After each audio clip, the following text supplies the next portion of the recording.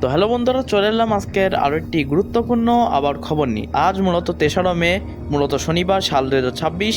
ইতিমধ্যে বগুড়া চিত্র মাধ্যমে দেখতে পাচ্ছি প্রতিদিনই কোথাও না কোথাও সকাল বা দুপুর 12টা থেকে বিকেল বা রাত্রের মধ্যেই কিন্তু কোথাও না কোথাও বাংলাদেশ হোক আর পশ্চিমবঙ্গ হোক, কোথাও না কোথাও কালবৈশাখী বজ্রগর্ভ মেঘ তৈরি হচ্ছে এবং কোথাও কোথাও হচ্ছে ভারী বৃষ্টি, কোথাও কোথাও হচ্ছে জলবদ্ধতা সৃষ্টি হচ্ছে। তো বন্ধুরা, এটা কি প্রাক বর্ষা আগমন? এখনই মে মাস, এখনও এই মাসে অবশ্য তীব্র তাপ প্রবাহ, দাবদাহ সব কিছু হয়, কিন্তু আমরা অন্যান্য বছর দেখে আসতেছি যে প্রতি বছর তাপ প্রবাহ মে মাসে হয়।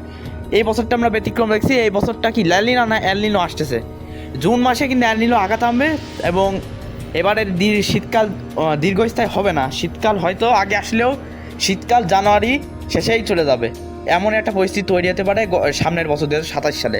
তো 2027 সালে এলনিনো ফিরছে এবং লানিনা তো এই মাসের শেষ, মানে বাকি যে দিনগুলো আছে ওইগুলো কিন্তু এলনিনো মানে লালিনা প্রভাব শেষ হয়ে যাবে। তারপরে কিন্তু এলনিনো জুন মাসে আসছে। উপকূল চিত্রমাত্র সর্বদা আমরা দেখতে পাচ্ছি বাংলাদেশে কোথায় কোথায় কালবৈশাখী বজ্রবর্গ মেঘ তৈরি হয়েছে। আমরা দেখতে পাচ্ছি লক্ষ্মীপুর, বরিশাল, লাজো, চাঁদপুর, তারপরে মাদারীপুর, তারপরে হচ্ছে এখানে হোমনা, তারপরে আমরা দেখতে পাচ্ছি এখানে ফেনী, তারপর আছে বহপাল, মানপুরা, তারপরে সন্দ্বীপ, হাতিয়া, রামঘাটি, লংগুদু, খাগড়াছড়ি, তারপরে বিলাইছড়ি, হাটিশ্বরী, তারপরে চট্টগ্রাম, তারপর খুলনা দক্ষিণ দিকে মানে বাগেরহাটের দিকে আবার কিন্তু কালবৈশাখী বজ্রমেঘ তৈরি হচ্ছে। তো পরবর্তীতে কিন্তু কালবৈশাখী বজ্রমেঘ আরও তৈরি হবে। তো যাই হোক, আজকে ভিডিওটি মানে আপনারা অনেকে ভিডিও মানে 70% মানুষ ভিডিও দেখেন কিন্তু সাবস্ক্রাইব করে না, 30% লোকজন সাবস্ক্রাইব করেন। তো দয়া করে সাবস্ক্রাইব করবেন, কারণ বন্ধুরা আপনারা সাবস্ক্রাইব করলে আপনাদের লাভ বেশি। প্রতিদিনের দুর্যোগপূর্ণ আবহাওয়ার খবর এবং সঠিক আবহাওয়ার পূর্বাভাস পেতে পারবেন আমাদের চ্যানেলে, এবং বেল বাটনটি ক্লিক করে রাখবেন যাতে প্রতিদিনের মানে যখনই আবহাওয়ার খবর আমি ছাড়ি না কেন তখনই কিন্তু আপনাদের কাছে সঙ্গে সঙ্গে পৌঁছে যাবে। আমরা 3রা মে দেখতে পাচ্ছি কোথায় কোথায় আজকে তীব্র কালবৈশাখী ঝড় হতে পারে। বাংলাদেশে কোথায় হতে পারে? যশোর, খুলনা, কুষ্টিয়া, লোহাগড়া, লক্ষ্মীপুর, বরিশাল, ফিরোজপুর, বাউপাল, রামঘাটি, লোহাগাড়া, ফরিদপুর, ভাঙ্গুড়া, ভাটিয়াপাড়া, সাতক্ষীরা, নাবারণ, বেনাপোল, তারপরে আছে পশ্চিমবঙ্গের বসিরহাট, সাউথ 24 পরগনা, নর্থ 24 পরগনা, বনগাঁ, হাবড়া, কলকাতা, বারাসাত, কোলাঘাট, চন্দ্রকোনা, খড়গপুর, তারপর সারেঙ্গা, মেদিনীপুর, পূর্ব মেদিনীপুর, পশ্চিম মেদিনীপুর, জলেশ্বর, বালেশ্বর, দীঘা, মন্দারমণি, কাথি, হলদিয়া, তারপরে আমরা দেখতে পাচ্ছি এখানে কাকদ্বীপ, নামখানা, ফেজারগঞ্জ, তারপর কৃষ্ণনগর, নদিয়া, বীরভূম, মুর্শিদাবাদ, তারপরে আছে এখানে ধানবাদ, কুদিনা, ধমকা, মাল্লাপুর, বহরমপুর। এই সাথে কিন্তু কালবৈশাখী ঝড়ের সম্ভাবনা থাকছে সকাল থেকে, মানে দুপুর থেকে বেশি রাতের মধ্যেই কিন্তু এই ঝড়টা হানা দেবে। আগামীকাল 4টা মের দিন সারা বাংলাদেশ ও পশ্চিমবঙ্গ জুড়ে কিন্তু ভারী বৃষ্টির সম্ভাবনা আছে। যাই হোক, এই পরে আপডেট আমি জানাবো। তবে আমি আশা করা যায় যে আজকে আবার কিন্তু বৃষ্টি হবে অনেক জায়গায় সূর্য ফুটছে। তো সূর্য ফুটলে কী করবে, আমরা দয়া করে এখনই রোদের কাজগুলো সেরে নিন, কারণ দুপুর থেকে আস্তে আস্তে মেঘ হবে, বিকেলের মধ্যে কিন্তু আবার কিন্তু সে কালবৈশাখী ঝড় হানা দিতে পারে। গতকালকে দুপুর 12টার দিকেই পশ্চিমবঙ্গে বিহারের দিক থেকে একটা শক্তিশালী বজ্রগর্ভ মেঘ তৈরি ছিল এবং আমাদের বাংলাদেশের বর্ডার অঞ্চল বেনাপোল বর্ডার দিয়ে চলে গেছিলো। মানে আমাদের সবচেয়ে বেশি প্রভাব ছিল যশোর, খুলনা, কুষ্টিয়া, লোহাগাড়ার দিকে এবং খুলনা, বরিশাল, তারপরে বিভিন্ন জায়গা হয়েছে বরিশাল, লক্ষ্মীপুর, ফেনী, চট্টগ্রাম পর্যন্ত স্থায়ী ছিল। এটা 1.5 থেকে 3 ঘন্টা ধরে বৃষ্টিপাত হয়েছে এবং ব্যাপক আকারে বৃষ্টিপাত হয়েছে। বন্ধুরা উপভোগ করছি, অনেক ভালো বৃষ্টি হয়েছে। তবে বজ্রপাতও ছিল। খোলা মাঠে থাকবেন না বজ্রপাত হলে। একটাই অনুরোধ, কৃষক ভাইদেরকে অনুরোধ, কারণ প্রতি বছরে বাংলাদেশে বজ্রপাতের মৃত্যু হার বাড়ছে। তো আপনাদের এখানে সতর্কতা অবলম্বন করতে হবে। আমরা 5ই মে দেখছি, 5ই মে কোথায় বৃষ্টি হতে পারে। 5ই মে কিন্তু পশ্চিমবঙ্গ বা বাংলাদেশ যদি আবার কোনো কালবৈশাখী ঝড় কিন্তু আঘাত আনবে বন্ধুরা। হ্যাঁ, ঠিক আছে, কালবৈশাখী ঝড় আঘাত আনবে এবং আমরা দেখতে পাচ্ছি এখানে বায়ুর ঝাপটা মোটি নিজে দেখাই, বায়ুর ঝাপটা মোট দেখতেছি যে কালবৈশাখী ঝড় আঘাত আনবে। যাই হোক, দেখালাম। তবে মানে 6ই মে দেখতে পাচ্ছি বৃষ্টি হতে পারে। 7ই মেতে বৃষ্টির পরিমাণ কমবে। 8ই মে থেকে আবার বৃষ্টির পরিমাণ বাড়বে, কিন্তু এটা কম বাড়বে, বেশি না। আমরা 2রা মে দেখতে পাচ্ছি। 2রা মেতে আমরা দেখতে পাচ্ছি কালবৈশাখীর মাত্রা বাড়তে পারে। পুরো মানে পশ্চিম বিহার থেকে বা পশ্চিমবঙ্গ থেকে আসা বজ্রগর্ভমে আমাদের বাংলাদেশে অ্যাটাক করার সম্ভাবনা আছে। 11ই মে কি হচ্ছে, সেমভাবে দেখতে পাচ্ছি বৃষ্টি হওয়ার সম্ভাবনা আছে, বিক্ষিপ্ত হবে। 12ই মে, 13ই মেও বিক্ষিপ্ত বৃষ্টির সম্ভাবনা আছে। যাই হোক, এই মাস জুড়েই কিন্তু বৃষ্টি অব্যাহত থাকার সম্ভাবনা আছে এবং মে মাসে কিন্তু 20 তারিখে আগে স্বাভাবিক থেকে বেশি বৃষ্টিপাত হয়ে যাচ্ছে, যা জুন মাসে হতে অক্ষম হবে, মানে বৃষ্টি হতে সক্ষম হওয়ার কথা কিন্তু অক্ষম হবে, মানে বৃষ্টির সম্ভাবনা অনেকটা কমে আসবে জুন মাসে। কারণ জুন মাস থেকে তীব্র তাপদাহ, দাবদাহ, খরা মরা সব জুন মাস থেকেই হবে।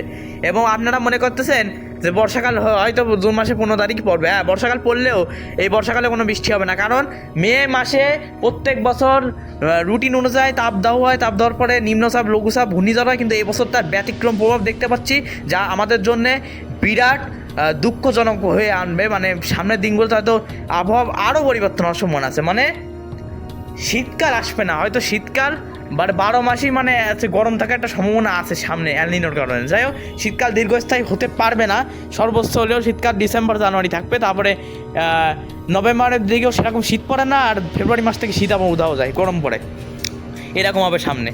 তো যাই হোক, ঘূর্ণিঝড় বা বঙ্গোপসাগরে নিম্নচাপ ঘূর্ণিঝড় সম্ভাবনা নেই।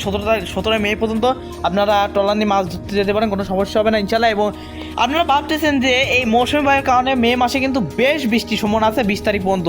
বিভিন্ন অঞ্চলে কালবৈশাখী ঝড় হবে, এর সাথে বজ্রপাত, শিলাবৃষ্টি সব কিছু হবে। কিন্তু কী হবে, এই বৃষ্টি হওয়ার পরে কুরবানি ঈদের সময় হয়তো আমরা বৃষ্টি পাবো না, কারণ এই বৃষ্টি স্বাভাবিকের থেকে বেশি হয়ে যাচ্ছে মে মাসে। কোথাও কোথাও বন্যা ঘটাই দিচ্ছে এই বৃষ্টি, কোথাও কোথাও মেঘ ভেঙে বৃষ্টি হচ্ছে, যা আশঙ্কা হারে কিন্তু ক্ষতির পরিমাণ, মেঘের যে ক্ষতির পরিমাণ ও বৃষ্টির যে ক্ষতির পরিমাণ সেটা কিন্তু তুলনামূলকভাবে বাড়ছে, তাই সতর্কতা অবলম্বন করতে হবে। চলুন আমরা তাপমাত্রা মোটে নিয়ে যাই, দেখি আজকে কোথায় কেমন তাপমাত্রা হতে পারে। তো আজকে তাপমাত্রা কমই আছে, সহনীয় পর্যায়ে আছে, গরম নেই ঠান্ডাও নেই বলা যায়। রং বিভাগের সব জায়গায় 28 ডিগ্রি সেলসিয়াস, জয়পুরহাটে 29 ডিগ্রি, ময়মনসিংহ বিভাগের সব জায়গায় 28 থেকে 29 ডিগ্রি সেলসিয়াস, 28 ডিগ্রি সেলসিয়াস থাকছে সিলেটের সব জায়গায়, রাজশাহী বিভাগের সব জায়গায় 29 থেকে 30 ডিগ্রি সেলসিয়াস, ঢাকা বিভাগের সব জায়গায় 29 থেকে 30 ডিগ্রি সেলসিয়াস, কুমিল্লা বিভাগের সব জায়গায় 27 ডিগ্রি সেলসিয়াস, খুলনা বিভাগের সব জায়গায় 30 থেকে 29, বরিশাল বিভাগের সব জায়গায় 27 থেকে 28, বরগুনা জেলায় 28, তারপরে লংগদু, রাঙামাটি, খাগড়াছড়ি, চট্টগ্রাম, বিলাইছড়ি, হাটেরঝাড়ি, তারপরে হাটাজারি এসব জায়গায়, ফটিকছড়ি, হাটাজারি এসব জায়গায়। তো যাই হোক, ত্রিপুরা শিলচর 28, কামালপুর, মিজোরাম, তারপরে আমরা আগরতলা, আমবাসার দিকে ওই 27 ডিগ্রি সেলসিয়াস। তারপরে আমরা দেখতে পাচ্ছি উত্তর ভারতে আলিপুরদুয়ার, বনগাঁও, হাসিমারা, বক্সাদর, শিলিগুড়ি 28, গুয়াহাটি, নওগাঁও সব 28, 29, শিলং 20, ডিমাপুর, ডিব্রুগড় সব 26 থেকে 28 ডিগ্রি সেলসিয়াস করে। শিলিগুড়ি, গ্যাংটকের মানে ওই দার্জিলিং, গ্যাংটক 20 ডিগ্রি। সেটা যাতে পশ্চিমবঙ্গের পশ্চিম মেদিনীপুর, খড়গপুরের দিকে সবচেয়ে তাপমাত্রা আজকে বেশি 34, আর তাপপ্রবাহ, মৃদু তাপপ্রবাহ অবস্থান করতেছে জামশেদপুরের দিকে, মানে পুরুলিয়া, বাঁকুড়ার দিকে একটু গরম আছে হয়তো, কিন্তু বেশি গরম না, মানে ওই যে কাঠ ফাটার রোদ্দ এরকম না, মানে কোনো রকম গরম। কারণ সূর্য প্রতিদিনই মানে আস্তে আস্তে উত্তরায়ণ হচ্ছে, তাই আমাদের সূর্য আমাদের মাথার উপরে উঠে আসছে প্রায়, তো আরও গরম সামনে বাড়বে আশা করা যায়, কিন্তু বৃষ্টি হলে এই গরম বাড়তে পারবে না, এক কথায়। তো কলকাতা 29 থাকছে, খড়গপুর, তারপরে হচ্ছে ভজভজ, ক্যানিং, বসিরহাট সব 34 থেকে 33, তারপরে হলদিয়া 30, দীঘা, মন্দারমণি 32, খড়গপুর, তারপর খড়গপুর বললাম, দুর্গাপুর, কৃষ্ণনগর, বহরমপুর 33 থেকে 29, তারপর বর্ধমান 30, তারপরে আছে আমরা নদিয়া, পুরুলিয়া, বাঁকুড়া 37 থেকে 36, তারপরে আছে মালদা 29, দক্ষিণ দিনাজপুর 27 ডিগ্রি সেলসিয়াস, এবং আমরা চিত্তরঞ্জন, আসানসোল সব দেখতে পাচ্ছি 33 ডিগ্রি সেলসিয়াস করে তাপমাত্রা সম্পন্ন রয়েছে। আজকে রাতে সর্বনিম্ন তাপমাত্রা বাংলাদেশে হবে রংপুর থেকে শুরু করে 21 থেকে মিনিমাম সর্বনিম্ন তাপমাত্রা আজকে 26 ডিগ্রি সেলসিয়াস করে বাংলাদেশে থাকবে, এবং পশ্চিমবঙ্গে থাকবে সর্বনিম্ন তাপমাত্রা 20 থেকে 28 ডিগ্রি সেলসিয়াস করে, এর থেকে বেশি বাড়া কমার সম্ভাবনা নেই। তবে সামনের দিনগুলোতে আশা করা যায় আরও তাপমাত্রা বাড়বে, দেখুন হ্যাঁ তাপমাত্রা আরও বাড়বে সামনের 11 তারিখ থেকে, আবার কিন্তু তাপমাত্রা ধীরে ধীরে আবার বৃদ্ধি পাবে।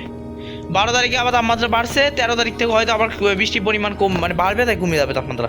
তো যাই হোক, এবার আমরা বঙ্গোপসাগরের অবস্থা মোটামুটি কথাটা জানিয়ে দেবো যে বঙ্গোপসাগরে মানে নিরাপদ অবস্থায় আছে, কোনো ঘূর্ণিঝড় বা নিম্নচাপের সম্ভাবনা নেই। আপনারা ট্রলার নিয়ে সমুদ্রে যেতে পারেন, এবং যে সতর্ক সঙ্গে ছিল এগুলো উঠিয়ে নেওয়া হয়ে গেছে এখন, মানে 3 নম্বর ছিল, 3 নম্বরতে 1 নম্বরও নেই আর। সামনে এরকম পরিস্থিতি আসবে, লঘুচাপ হবে 20 তারিখ পরে, ঘূর্ণিঝড় অর্ণব হওয়ার সম্ভাবনা আছে, যা বাংলাদেশ নাম দিয়েছে। এই নতুন ঘূর্ণিঝড়টি দেখা যাক কতটুকু সম্ভাবনা আছে, সেটাই পরের আপডেট, পরের দিনগুলোতে আমরা ক্লিয়ারভাবে বলতে পারবো। তবে এখন শিওরভাবে বলা একদম মুশকিল, কোনো আবহাওয়া সংস্থাই বলতে পারবে না যে ঘূর্ণিঝড় 100% হবে, তা না, বুঝতে পারলেন? আমি আপনাদের বুঝাই বললাম, ভালোর জন্যই বললাম। তো বন্ধুরা, আজকের ভিডিওটি মানে গুরুত্বপূর্ণ আবহাওয়ার খবরটি ভালো লাগলে বিশাল বড় করে একটা লাইক মারবেন, কমেন্ট করবেন যে আপনি আপনার কোন জেলা থেকে দেখছেন, অবশ্যই খবরটা বলবেন যে ওখানে কেমন কালবৈশাখী ঝড় বৃষ্টি হচ্ছে না সেটা আমাদের কমেন্ট বক্সে বলে দেবেন। সাবস্ক্রাইব করবেন, অবশ্যই সাবস্ক্রাইব করতে ভুলবেন না, এবং পরে বেল বাটনটি ক্লিক করে রাখবেন। আসি, সবাই ভালো থাকবেন, সুস্থ থাকবেন, আল্লাহ হাফেজ।